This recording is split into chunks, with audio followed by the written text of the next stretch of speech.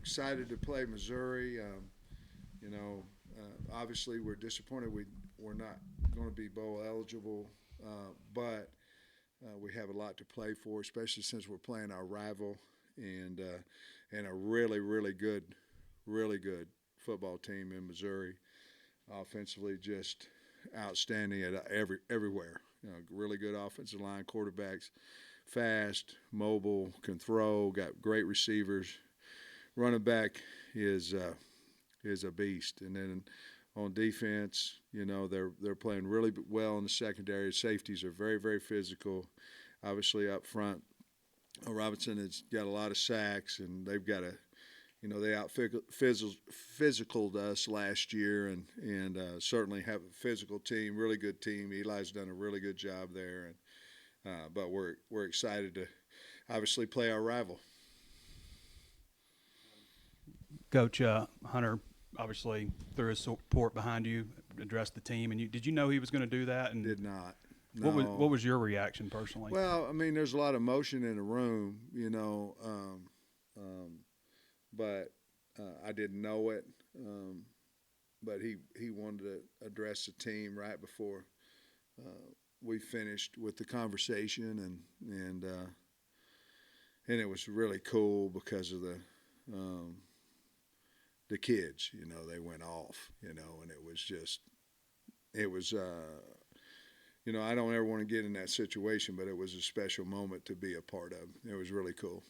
How important is it for him to come out and do that in terms of future stability with the Yeah, program? Not obviously you, but recruits, yeah. everything else you're trying to do. Well, I think it's really big because we're getting a lot of negative uh,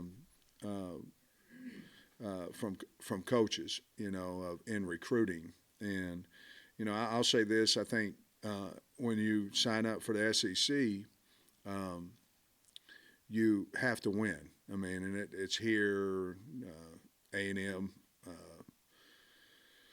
Mississippi State, wherever, Alabama, wherever, you got to win. And if you don't, um, there's opportunities for you to be unemployed.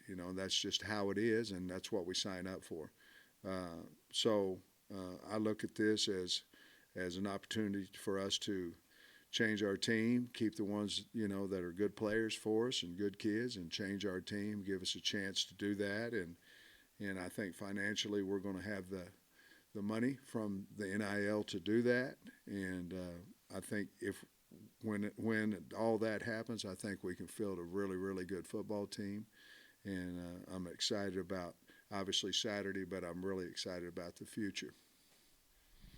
Coach, I was looking, saw Coach Or Friday, Drinkwitz. excuse me. Sorry. You're good. Coach Drinkwitz said earlier, kind of along the lines of what you just said, and he said that Arkansas, what Hunter put out saying he's bringing you back was the absolute right decision. I was just curious what you think about that and your relationship with Coach Drinkwitz. Well, he's a good man, and the thing with Drink is you look at it and you look at um, came in, had a nice season that first year, all SEC season. And then last year he was close. 2 years ago, close, this, that, and the other. And next year, close, and all that kind of stuff. And finished, 6-6. And then this year, uh, they have as good a team as we have in SEC. And they stayed. And I'm not saying they were going to fire. I'm not saying that. They stayed with him, and he's got a lot of seniors on his team, and is doing a great job over there. So I appreciate him saying that. I did not know that, but I appreciate him saying that, and that's just a good person saying what he feels. So I appreciate that. And then you kind of said there that you think you'll have the NIL funding that you need. I guess, was there something that changed between last week and this week that made you feel that way? No, well, yes, but I don't want to talk about it, right now. But I kind of blew that, didn't I? But I forget what the question was. The answer was no, I think. I was just asking, what changed Yeah, last week? I just feel good about it, Okay. and I'll leave it at that for right now.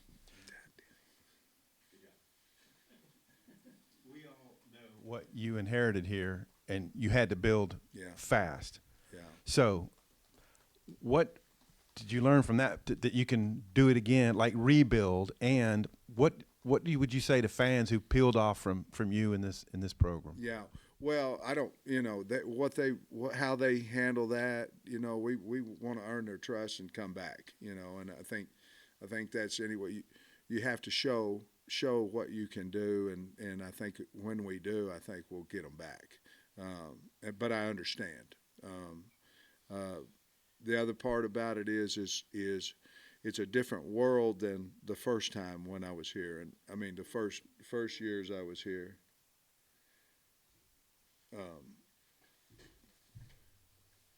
a different world than the first time I was here because you did it through the portal, through transfers, senior transfers, and all that kind of stuff.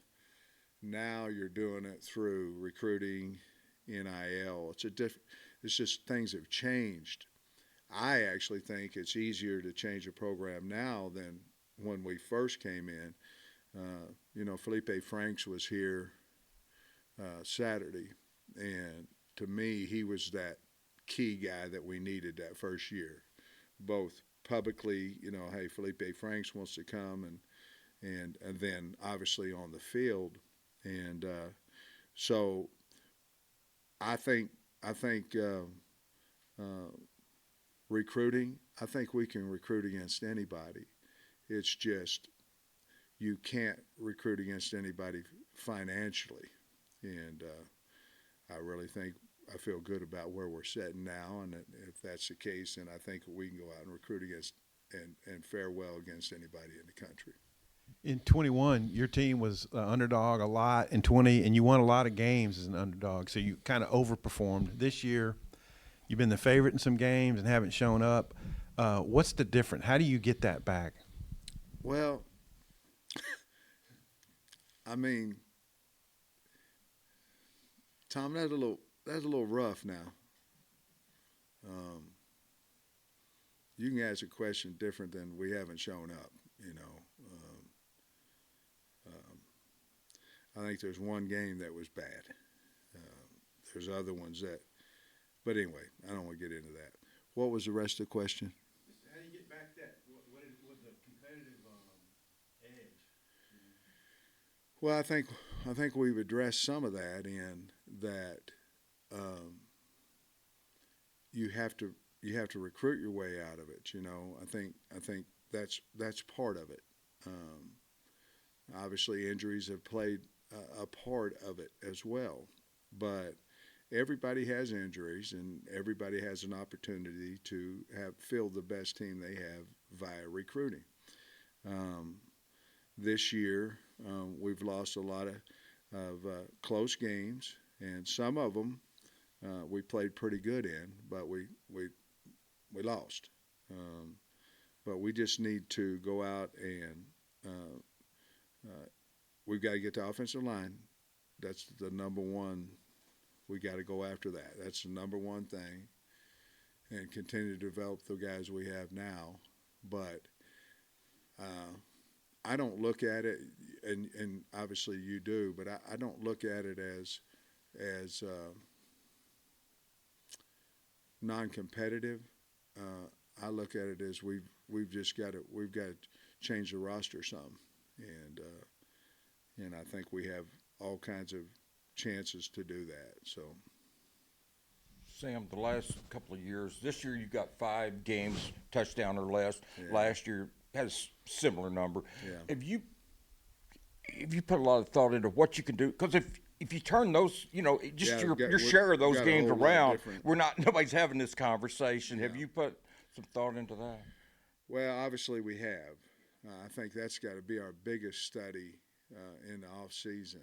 Of did it just happen and we played really well, and the last drives, what did we do?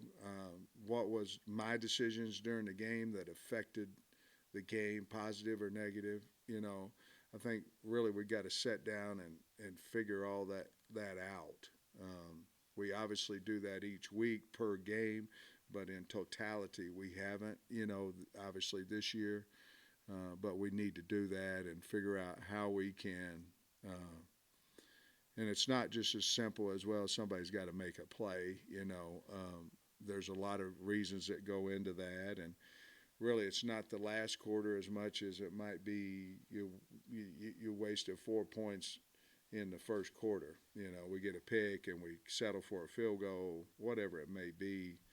How can we change that to maybe it's more aggressive with our play calling. Maybe we've got to change our roster. Maybe we've got to, I've got to do a better job. Whatever it is, but be brutally honest with how to win those close games, and that's the difference. I mean, you look at Missouri that we're playing now.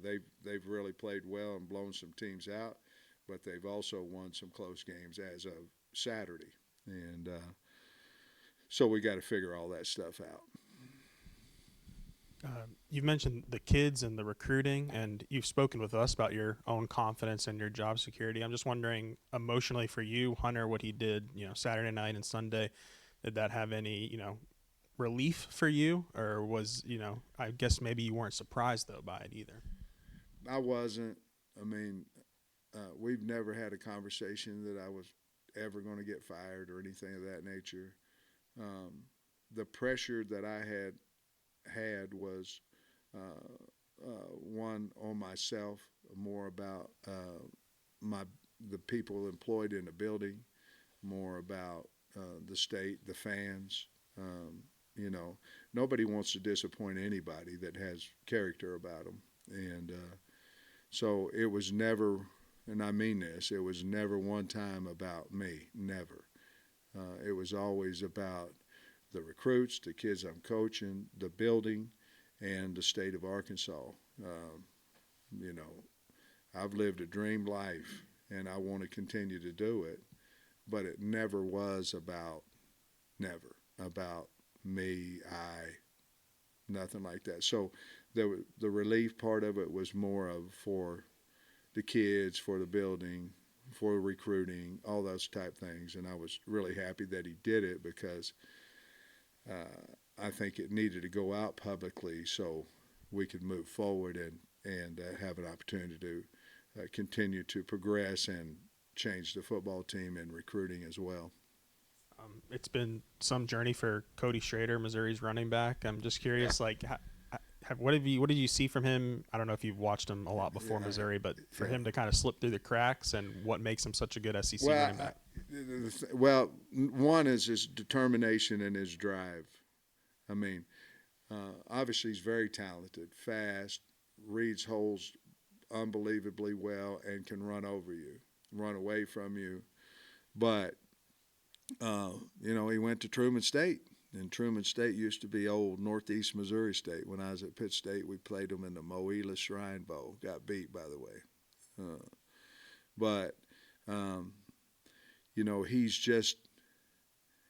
He fits, in my opinion, he fits Missouri well. He would fit into our place, tough physical programs, things of that nature. But what he's done has earned everything. He's every accolade, and he's over 1,200 yards rushing right now. That obviously you got to have a really good offensive line and wideouts blocking on the edge and stuff to get that as well. But I'm just, I'm happy for him that he took that chance, went in there, and is one of the top running backs out there in the country, and it's a really, really neat story. Just wondering if you have maybe any injury updates, Rocket, R-Dub, and Braxton. Rocket has a labral tear, and so he at some point here in the next few days he'll have to get that repaired. Rashad has a meniscus tear, which is actually better news than what I thought on Saturday, and he is probably just getting out of that surgery right now. I don't know who else that we have. Braxton, he practiced yesterday, so I don't know if he'll be able to play or not, but he practiced yesterday, the entire practice. Patrick Kudus as well.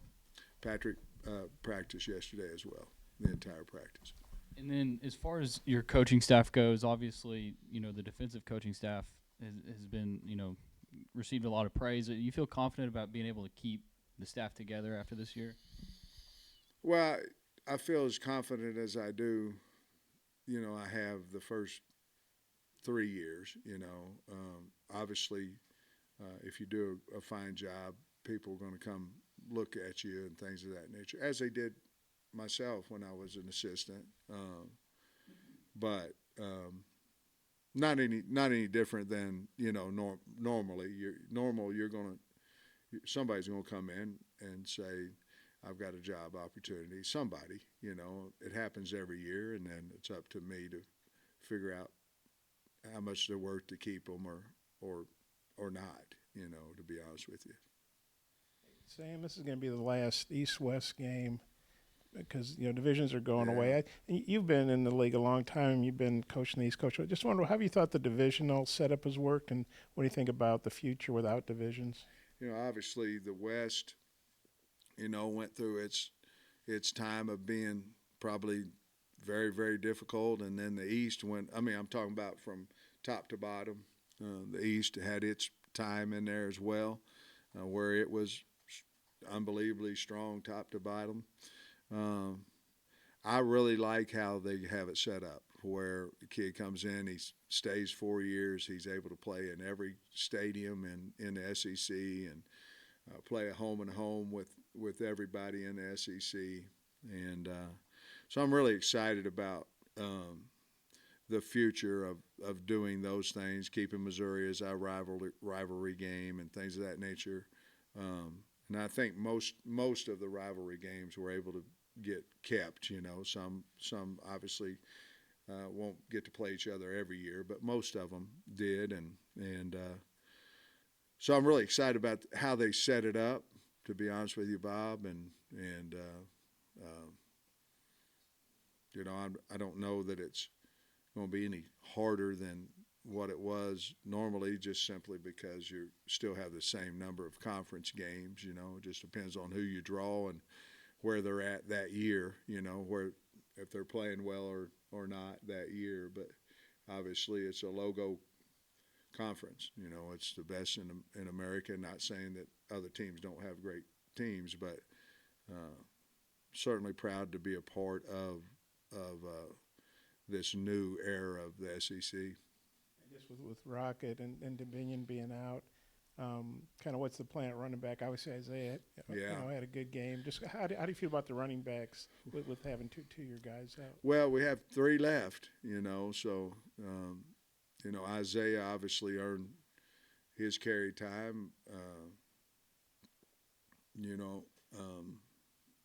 Dominique earned, he looked really good the other night, I thought, and certainly AJ. So obviously we're going to try to rev up 23 a little bit more after his performance, and I really liked how Dominique, when he got his shoulders turned, I thought he really did some good things of moving the pile and things. A big man, and more importantly, I think he probably got some confidence out of it.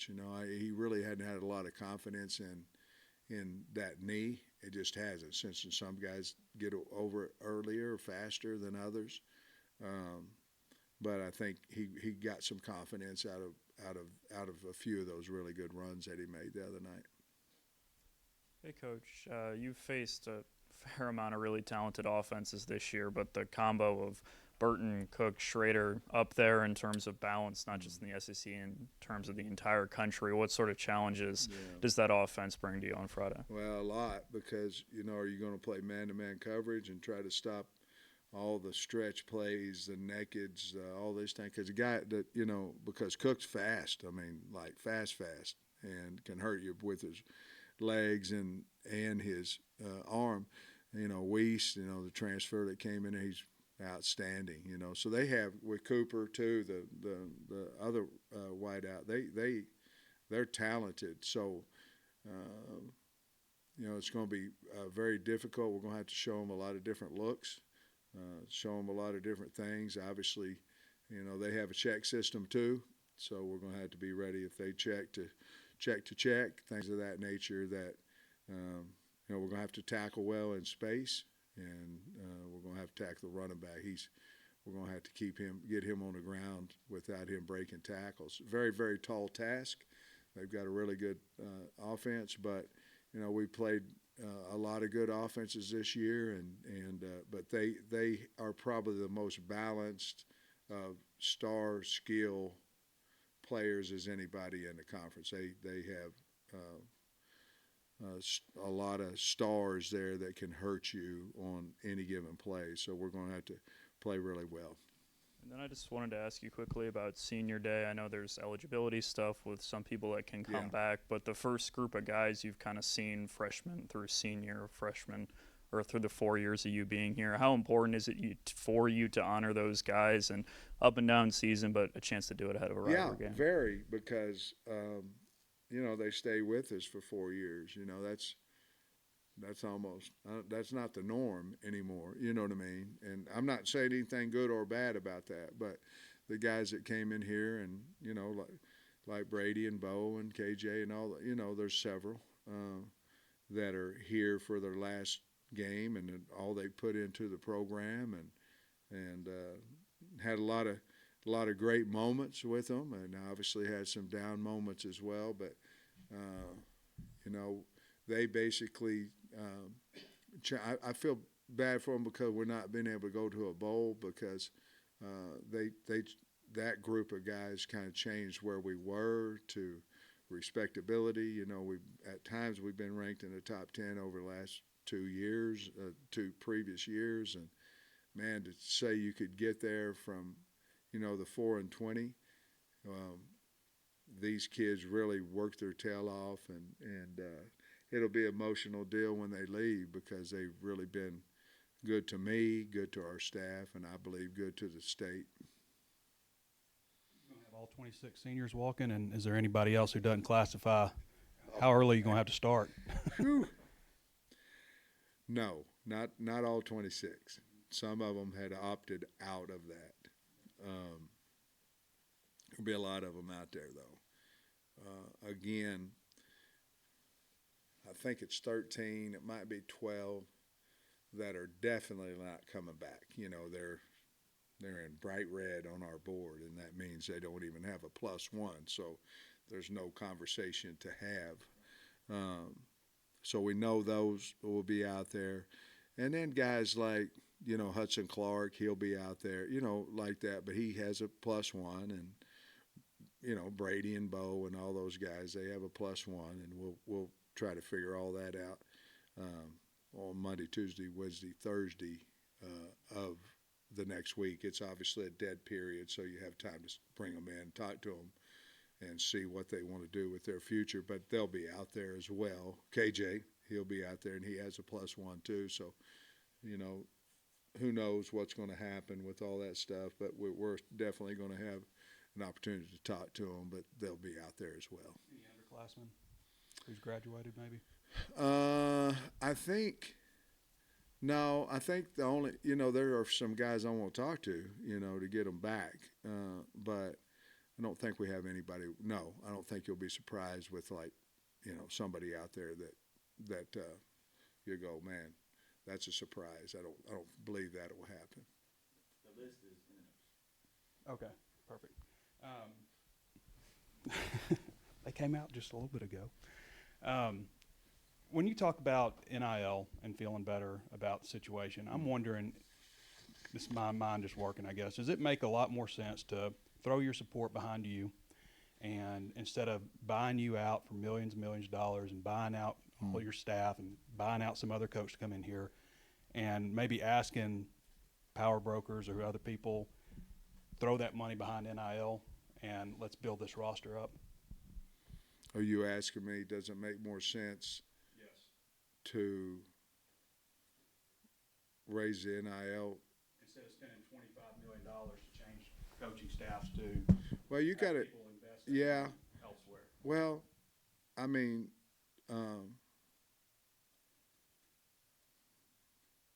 obviously, I believe in me and I believe in our staff. So I would say whichever one of the two you said first. I think if you said give us an opportunity NIL wise to see what we can do, I think that would be the smartest thing to do. Sometimes you got to be careful what you wish for. You change the program, it might get worse too, you know. But if you, so, yeah, I think if we get to budget and this, that, and other, we can go recruit. We're Arkansas. We have a love for here. I think we can go recruit against anybody, but it's hard if you don't. Missouri's had the upper hand in this series. I think it's 7-2 since you guys became Yeah. permanent. Arkansas has had more tradition and more facilities. Yeah. How do you explain maybe the? Well, Barry was over there for 4 of them, you know, and then what are we 1 and 2? I don't know. You know, there was times in there where Missouri's been really good too. You know, let's say this, they've had better seasons than we have over the last, well, not necessarily last year or the year before, but you know, before that they have, and this year, and but most time it's a really close game, and we haven't come out on top. Obviously, if it's 7-2, I didn't know that, but thinking about it, it has to be not very good because Barry and them beat us 4 times in a row, I think. You've talked about Brady Cook being fast. What is it that's maybe got him as playing as well as he Playing has? with confidence. What they do is exactly what he does well. He can throw it out of the pocket, but they move him a lot, play action. But their entire team's just playing with a tremendous amount of confidence, which they should. I mean, they're 9-2 and ranked in the top 10 in the country, but you can see him just growing each and every week. I remember seeing a press conference from Eli, and he's talking about how, you know, Missouri booed him, you know, during the game, and he was upset about it, you know, and talked about it. But from that time on, he's been, and he was probably good that game too, but he's a really good player. A lot of people like to have him. 2 more, Grant, and we'll go to that. I can remember when Coach Drinkwitz was an assistant at Springdale High School not Yeah. all that long ago, and he's had this success. What is it about him, do you think, that's allowed him and them to be this successful? Well, I think he's a really good play caller. I mean, I think he's really good at organization and those things, and this year's been a wonderful year for him, and I just think he's really done a good job of getting his roster like he wants it. So. Coach, you've kind of mentioned the future a couple times throughout this press conference. Obviously, your job situation has been resolved, and you've mentioned how that's going to help your recruiting. How do you view this game in importance of sort of building momentum off of that for the program moving forward? That's a good question. I think it's important. You know, I don't think it's. I don't know that it's going to hurt us in recruiting if we happen to not win, but I know it could really, really help us and get a spark in everything, and that's the plan. I mean, we're going out obviously to play really well, but I think it could certainly. You know, we haven't beat a ranked team opponent this year, and we have the previous, I guess, all 3 of the other years, but that would be our opportunity to do that. Thanks, Coach.